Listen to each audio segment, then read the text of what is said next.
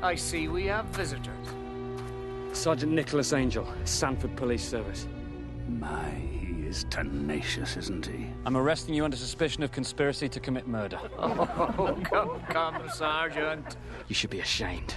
Calling yourself a community that cares. Oh, but we do care, Nicholas. It's all about the greater good. The greater good. How can this be for the greater good? The greater good. You see, as much as I enjoyed your wild theories, Sergeant, the truth is far less complex. Blower's fate was simply the result of his being an appalling actor.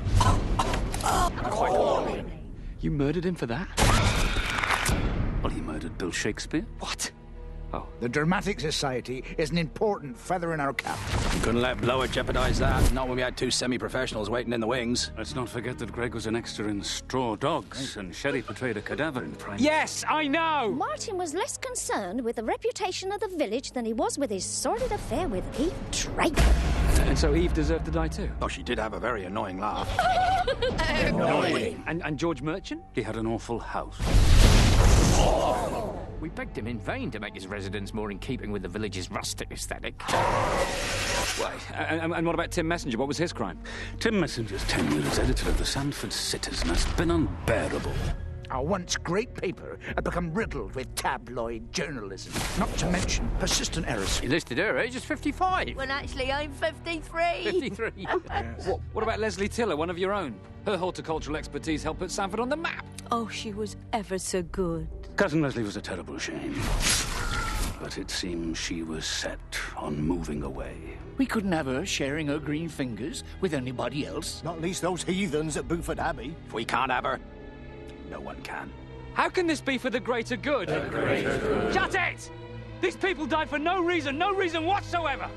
Oh, I wouldn't say that. Hello, Nicholas. I was like you once. I believed in the immutable word of the law. That is, until the night Mrs. Butterman was taken from me. You see, no one loved Sanford more than her. She was head of the Women's Institute, chair of the Floral Committee. When they started the Village of the Year contest, she worked around the clock. I'd never seen such dedication. On the eve of the adjudicator's arrival, some travellers moved into Callahan Park.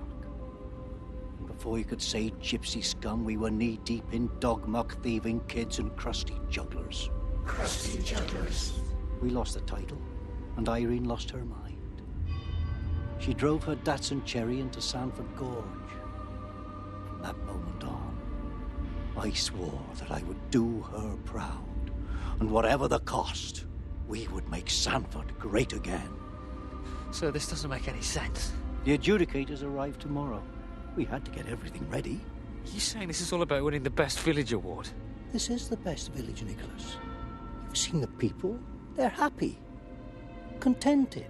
They're living in a dream world. Sergeant Popwell thought much the same as you. I'm disappointed you can't see the bigger picture. Well, I'm happy to disappoint you, sir. And I'm afraid you're going to have to come with me. You are all going to have to come with me. No, Nicholas.